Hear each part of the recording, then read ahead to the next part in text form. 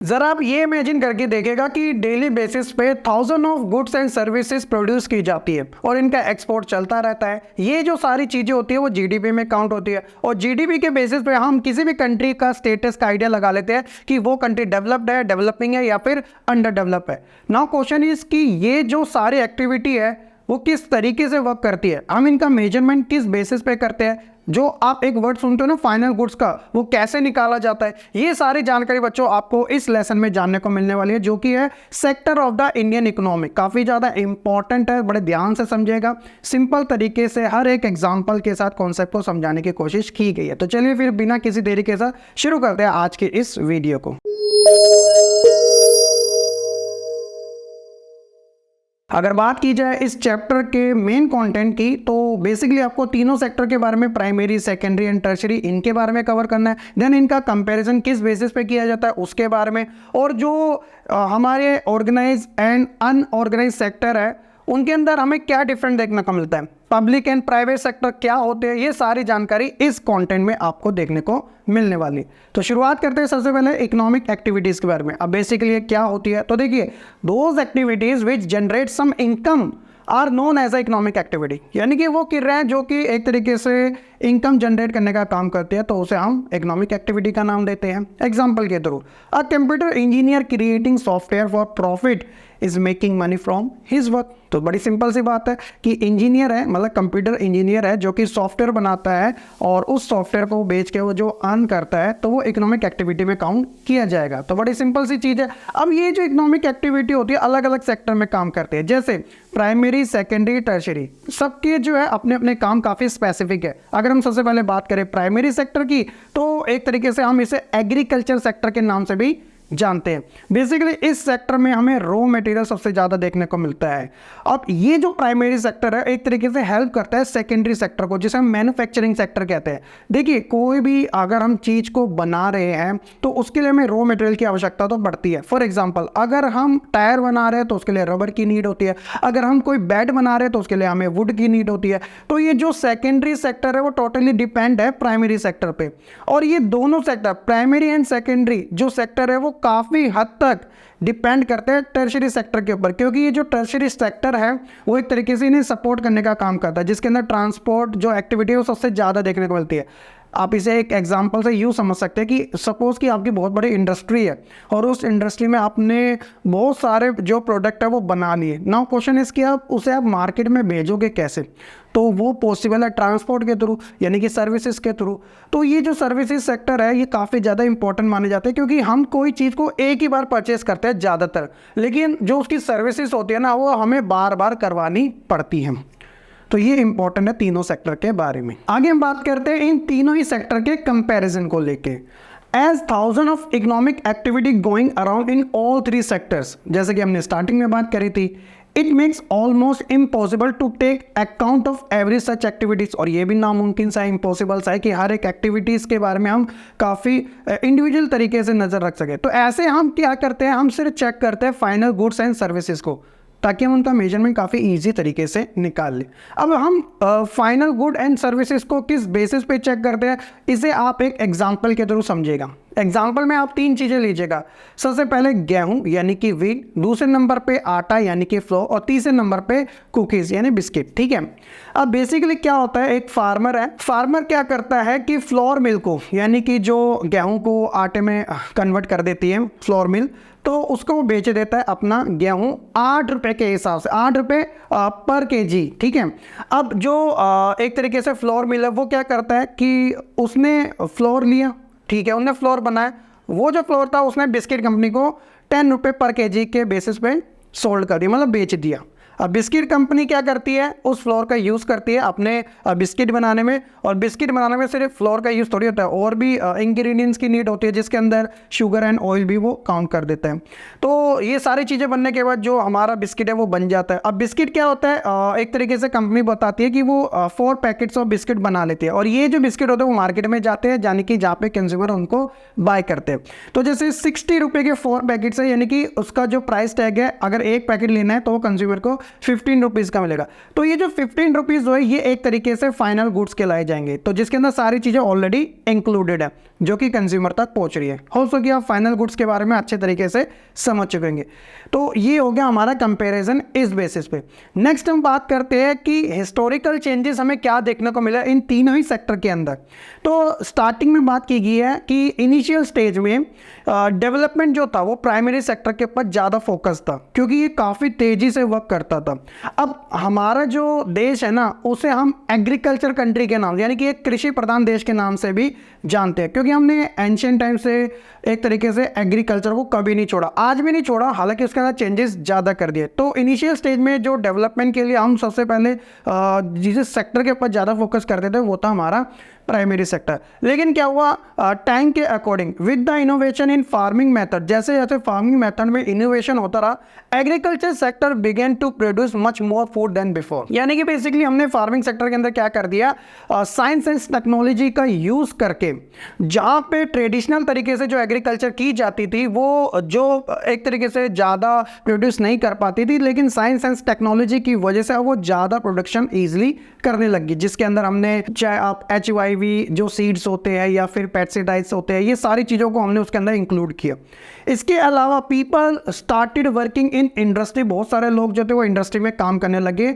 पहले ज़्यादातर लोगों का काम सिर्फ एग्रीकल्चर यानी कि खेती बाड़ी करना होता था, लेकिन धीरे धीरे लोग शिफ्ट भी होते रहे इंडस्ट्री की ओर।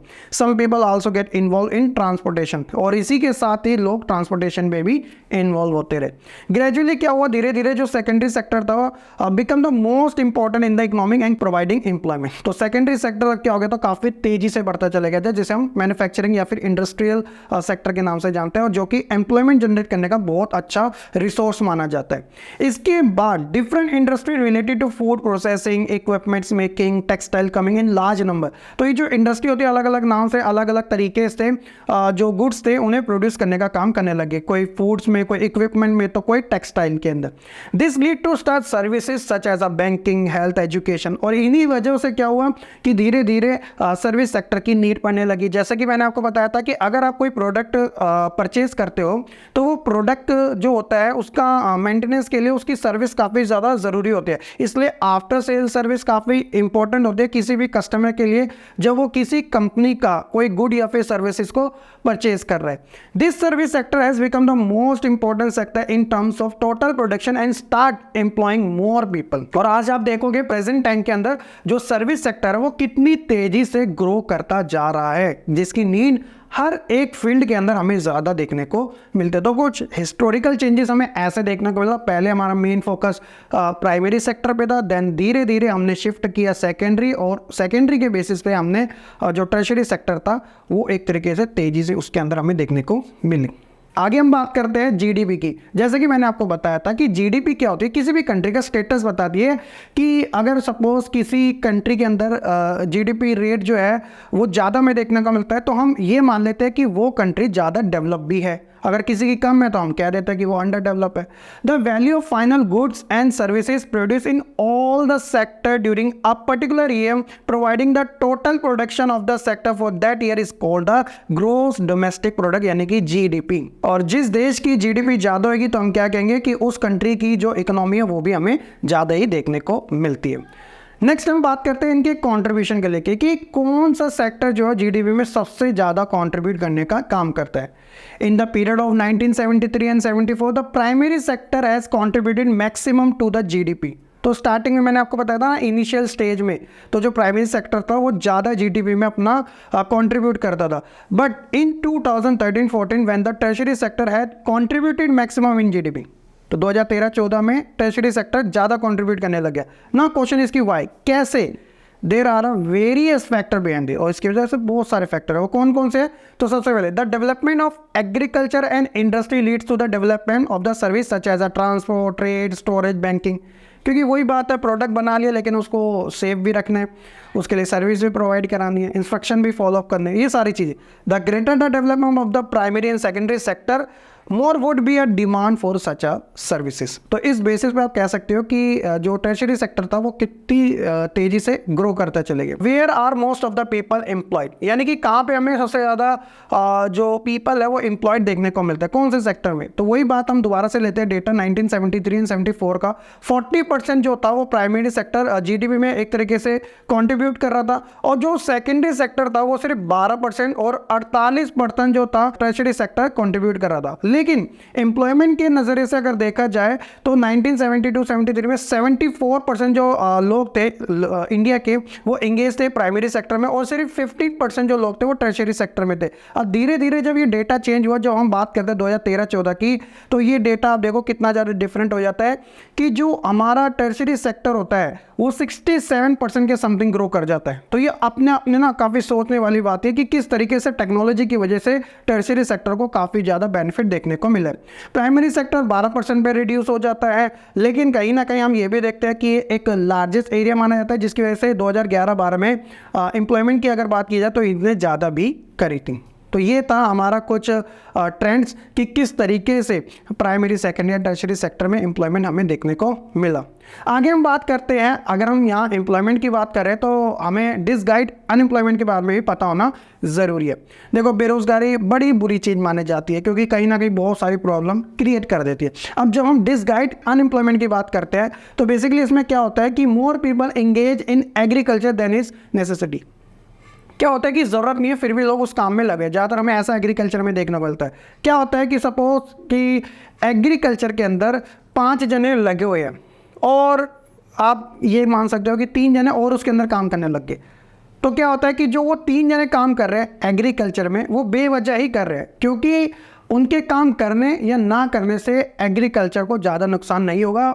जो 5% ऑलरेडी उस एग्रीकल्चर में लगे हैं वही इनफ है एक तरीके से, बट जस्ट बिकॉज कि उनके पास एम्प्लॉयमेंट नहीं है तो इस वजह से वो एग्रीकल्चर करने लग जाते हैं। तो इसी को हम डिसगाइड अनएम्प्लॉयमेंट के नाम से जानते हैं। नेक्स्ट हम बात करते हैं कि एम्प्लॉयमेंट को कैसे क्रिएट किया जा सकता है, तो आइए जानते हैं उसके बारे में। सबसे पहले लोन्स प्रोवाइड करा के, वो भी लोअर रेट्स पे। क्या होगा कि लोग ज़्यादा से ज़्यादा लोन्स लेंगे, बिजनेस करेंगे, अर्निंग करेंगे, लोन्स को चुका भी देंगे और उनका काम भी चल जाएगा, एम्प्लॉयमेंट भी जनरेट होगी। सेकेंड है कि जो इंफ्रास्ट्रक्चर होता है उसके अंदर इन्वेस्ट करके, चाहे आप डैम बनाओ या बिल्डिंग बनाओ एक सूटेबल प्लेस पे, ताकि लोगों को एम्प्लॉयमेंट वहाँ पे मिल सके। इसके अलावा जो ट्रांसपोर्ट एंड स्टोरेज है उनकी एफिशिएंसी को बढ़ाकर, और साथ ही जो स्मॉल स्केल इंडस्ट्रीज़ है, चाहे वो मिल्स हो, हनी कलेक्शन सेंटर हो, इनको ज़्यादा से ज़्यादा प्रमोट करके। इसके अलावा एजुकेशन एंड ट्रेनिंग सेंटर को ज़्यादा से ज़्यादा एम्फोसाइज करके, और साथ ही उस एरिया को आइडेंटिफाई करना जहाँ पे पोटेंशियल हमें देखने को मिलते हैं। फॉर एग्जांपल जैसे टूरिस्ट साइट हो गया, तो जैसे ज़्यादा टूरिस्ट आएंगे तो वहाँ पे एम्प्लॉयमेंट भी जनरेट होगी और लोगों का जो एक तरीके से लाइफ है वो भी काफ़ी अच्छी हो जाएगी। इसके अलावा जो गवर्नमेंट की वेलफेयर स्कीम होती है, वेल और पंप फार्म्स के अंदर लगाना, या फिर इलेक्ट्रिसिटी, बिल्डिंग, हॉस्पिटल, ये सारी चीज़ें प्रोवाइड करना, इनके बेसिस पे भी हम एम्प्लॉयमेंट को एक तरीके से क्रिएट कर सकते हैं। एम्प्लॉयमेंट जनरेट करने के पर्पज से ही इंडियन गवर्नमेंट ने 2005 में एक ऐसा लॉ बनाया था जो कि लोगों को एम्प्लॉयमेंट प्रोवाइड करा सके, वो था MNREGA 2005।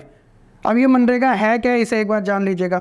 The central government in India made a law implementing the right to work in 625 district called Mahatma Gandhi National Rural Employment Guarantee Act 2005 as known as a MNREGA 2005। तो इसकी फुल फॉर्म भी ध्यान रख लेना, एमसीक्यू क्वेश्चन में पूछी जाती है।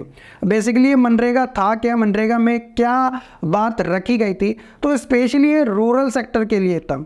इन rural area all those who are able and are in need of work are guaranteed 100 days of employment in a year by the government. यानी कि वो सभी लोग जो कि काम करने के लिए एबल है और वो काम करना भी चाहते, तो ऐसे में गवर्नमेंट उन्हें 100 days का एम्प्लॉयमेंट देने का प्रॉमिस कर दिया। In case if the government fails in its duty to provide employment it will give unemployment allowances to the people. अगर गवर्नमेंट इस चीज़ में फेल हो जाती है, यानी कि लोगों को 100 days का वर्क यानी कि एम्प्लॉयमेंट नहीं दे पाती, तो ऐसे में उन्हें बेरोजगारी भत्ता दिया जाएगा, अनएम्प्लॉयमेंट अलाउंसेस प्रोवाइड कराया जाएगा। तो ये काफ़ी अच्छा इनिशिएटिव था और आज भी मनरेगा स्कीम जो है हमारे इंडिया में चल रही है, तो इस चीज़ का ज़रा ध्यान रखिएगा। नेक्स्ट बात करते हैं different between organise and unorganise sector. अब ऑर्गेनाइज सेक्टर को आप ऐसे समझ सकते हो कि जो गवर्नमेंट के अंडर काम करता है, यानी कि जहाँ पे रूल एंड रेगुलेशन फॉलो किए जाते हैं। जैसे आप देखते हो गवर्नमेंट हॉस्पिटल हो गया, गवर्नमेंट बैंक्स हो गए, गवर्नमेंट स्कूल्स हो गए, तो ये सारे ऑर्गेनाइज्ड होते हैं। इसके अलावा जो अनऑर्गेनाइज सेक्टर होते हैं वो आप कह सकते हैं कि ये सबसे ज़्यादा भी होते हैं और ये गवर्नमेंट के कंट्रोल से आउट होते हैं। इसके अंदर छोटे मोटे जो बिजनेस होते हैं, जनरल स्टोर हो गया, रेडी वाले हो गए, ये सारे। इसके अलावा अगर हम बात करें सिक्योरिटी की, जॉब सिक्योरिटी की, तो गवर्नमेंट जॉब में काफ़ी ज़्यादा सिक्योरिटी देखने को मिलती है। लेकिन अनऑर्गेनाइज सेक्टर में क्या होता है कि जॉब सिक्योरिटी नहीं होती। ज़्यादातर ये बिजनेस से रिलेटेड काम होता है, बहुत ज़्यादा हार्डवर्क भी करने पड़ती है। चल जाए तो बहुत अच्छी बात है, लेकिन ना चले तो बहुत ज़्यादा प्रॉब्लम भी क्रिएट होना शुरू हो जाती है। सबसे इंपॉर्टेंट चीज़ होती है ऑर्गेनाइज सेक्टर के अंदर कि वहाँ पे फिक्स्ड नंबर ऑफ आवर ही काम किया जाता है। अगर आप बैंक में जॉब करते हैं, किसी गवर्नमेंट बैंक में, तो वहाँ पे जो टाइम होता है वो फिक्स्ड होता है। लंच टाइम भूलना मत, ठीक है। तो लेकिन क्या होता है बेचारा जो अनऑर्गेनाइज सेक्टर होता है, तो वहाँ पे कोई भी फिक्स टाइम नहीं होता, इवन ओवर टाइम लगाने पे भी एक्स्ट्रा पे नहीं होता। जबकि ऑर्गेनाइज सेक्टर में क्या होता है कि अगर आप लीव भी लेते हो तो उस लीव का भी आपको पैसा मिल जाता है। पेमेंट चाहे हॉलीडेज़ हो या फिर पीएफ हो, ग्रेजुटी हो, मेडिकल बेनिफिट हो, ये सारी चीज़ें ऑर्गेनाइज सेक्टर में प्रोवाइड कराई जाती है और अनऑर्गेनाइज सेक्टर में ऐसा कुछ भी हमें देखने को नहीं मिलता। एग्जाम्पल के तौर पे मैंने आपको बता दिया, चाहे वो बैंक्स हो, गवर्नमेंट हॉस्पिटल्स हो, स्कूल्स हो, ये सारे। और जबकि अनऑर्गेनाइज सेक्टर में ट्यूटर हो सकता है, ट्यूशन हो सकते हैं, या फिर वो लोग जो कि छोटी मोटी दुकानें चला रहे, अपना बिजनेस चला रहे, ये सभी चीज़ें इसके अंदर आ जाते हैं। अभी हमारे देश में जो गवर्नमेंट सेक्टर है वो बहुत लिमिटेड है, लेकिन अनऑर्गेनाइज जो सेक्टर है वो बहुत ज़्यादा है। यानी कि वो उनका डेटा भी अभी सरकार के पास इतना प्रॉपरली नहीं है, क्योंकि कोई काम शुरू होता है 1 महीने बाद वो बंद हो जाता है, तो इतना पता ही नहीं चल पाता। लेकिन अगर कोई काम ऑर्गेनाइज सेक्टर के अंदर है तो उसका प्रॉपर जो इन्फॉर्मेशन होती है वो गवर्नमेंट के पास ज़्यादा देखने को मिलती है, क्योंकि उसके पास सारा कंट्रोल उन्हीं का ही होता है। इसके अलावा एक और चीज़ है जो कि है पब्लिक एंड प्राइवेट सेक्टर के बारे में। तो पब्लिक सेक्टर जो कि गवर्नमेंट ओन करते हैं, जिसके अंदर railway, post office, bank, school, hospital, ये सभी आ जाते हैं। और जबकि प्राइवेट सेक्टर जो कि कोई इंडिविजुअल या फिर कोई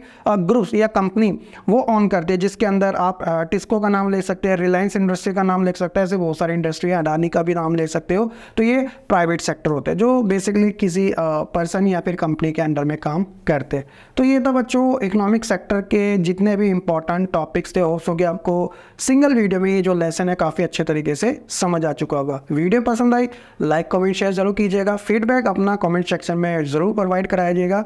बाकी मिलते हैं अपनी नेक्स्ट वीडियो में, तब तक के लिए खुश रहे, पढ़ते रहे और ऐसे ही आगे बढ़ते रहे।